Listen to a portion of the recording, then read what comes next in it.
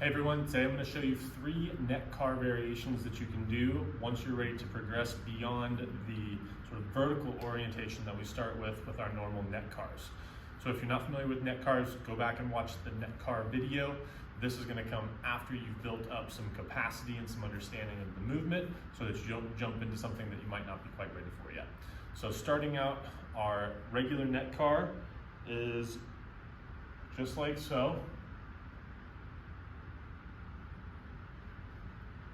And this is a great way to start building up that fundamental range of motion in all movements that the neck is designed to do.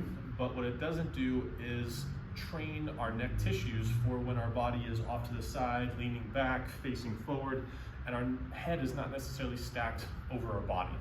When that happens and the neck is off to the side and forward or behind, it places more strain on those tissues. And so we want to use these variations as a way to train for those moments when we find ourselves in positions that normally wouldn't train for, and therefore would be the easiest place to get injured, okay? So for starters, we're going to begin with a supine or on our back version. You'll need something similar to this sandbell here, a pillow, even a yoga block might work, might be a little bit boxy, but you want to be able to get your head so that you've got some space to reach into extension where the chin is coming up towards the ceiling, but you don't want to have it be such that it's just hanging without any support. So I have a little bit of support on the back of my head here. Now from here, I've got this kind of backboard that is as far back as my head is going to go, and I can begin my neck car from this position. So I'm going to curl my chin, trying to make a double chin, changes the voice, makes it sound all funny.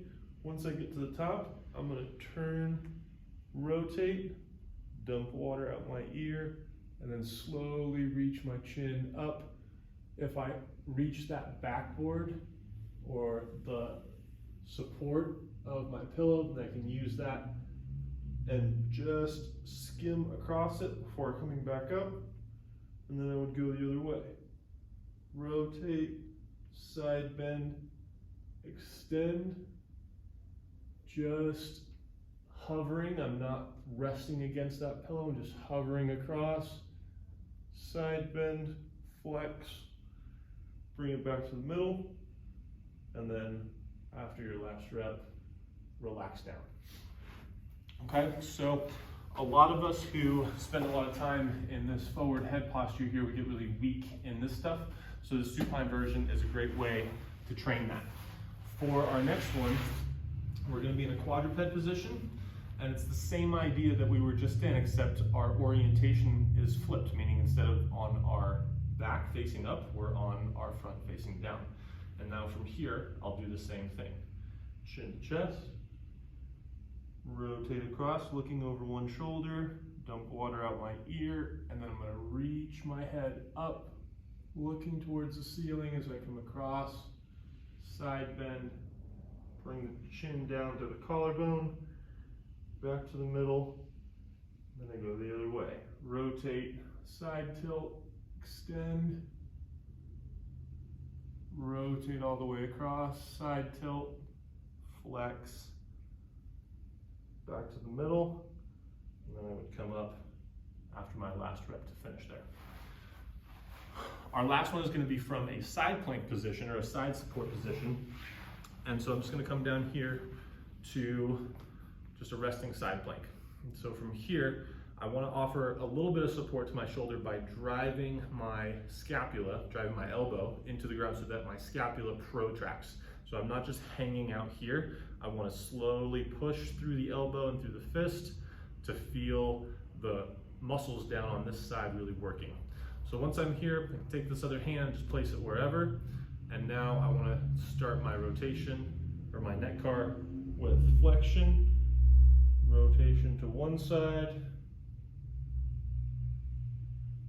extend as I rotate to the other direction, side tilt, chin to collarbone, back down, now I go the other way.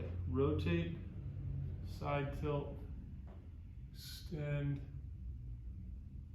back down, side tilt, flex, come back to the middle, okay?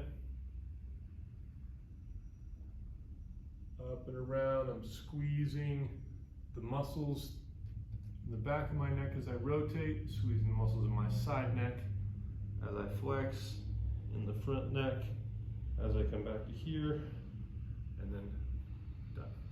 Okay, so 3 ways that you can, by changing the angle of your torso or the position of the torso, we can train those neck cars to be a little bit more protective rather than just helping us have good joint function. Now we can build that strength and capacity on top.